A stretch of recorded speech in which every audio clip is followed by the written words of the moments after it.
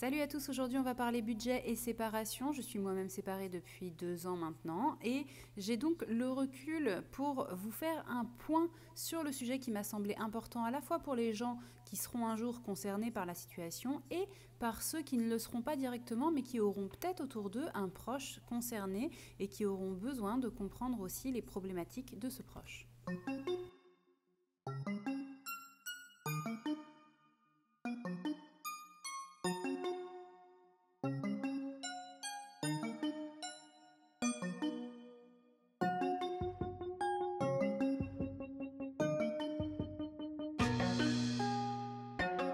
On commence par le plus évident, le fait que les factures sont à la charge d'une seule personne au lieu de deux.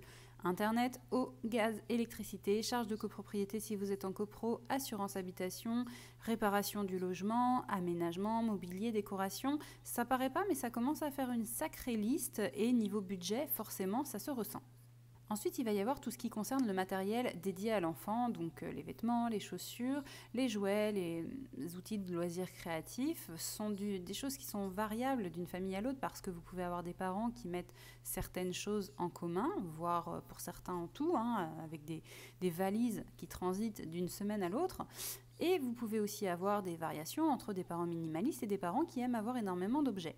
Mais dans tous les cas, être seul amène probablement plutôt vers une augmentation de la facture que vers une diminution parce qu'il y a probablement certains objets que vous allez acheter de votre côté sans solliciter l'autre personne, qui ne seront pas mis en commun et que donc vous allez payer seul. On passe maintenant à un point CAF. Les allocations familiales de base, qui sont versées aux familles quand elles ont des enfants, sont divisées par 2 et versées à chacun des parents. En revanche, le parent ayant les enfants à charge sur son dossier est seul à avoir les enfants à charge sur son dossier. L'autre n'a rien du tout. Et la situation peut être inversée une fois par an, de sorte que pendant un an, un parent a les enfants, et puis l'année suivante, l'autre parent ait les enfants à charge. Le fait d'avoir ou pas les enfants à charge impacte ce que vous allez recevoir comme allocation.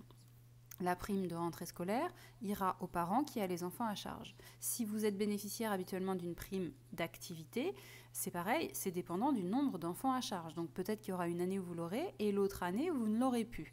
Et toutes ces allocations que je ne vais pas toutes citer sont parfois dépendantes effectivement du foyer, du nombre de membres du foyer, et donc peuvent varier d'une année sur l'autre. Il est impossible d'avoir une répartition des enfants entre les parents de sorte à équilibrer les choses. Chaque année, il y a toujours un parent qui a les enfants et l'autre qui ne les a pas. Et enfin, on termine par les impôts. Il y a plein de situations familiales possibles. Bien sûr, je ne vais pas pouvoir tout détailler en fonction de votre mode de garde, exclusif ou alterné, du nombre d'enfants que vous avez.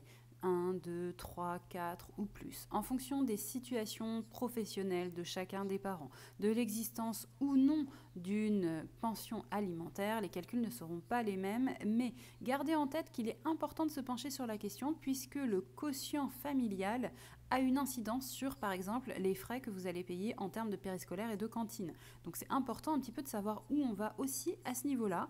J'espère que tout ça, ça vous donne des outils. Bien sûr, je ne peux pas répondre à toutes les questions et il est inutile de m'interpeller en commentaire pour des situations particulières puisque ce n'est pas mon métier.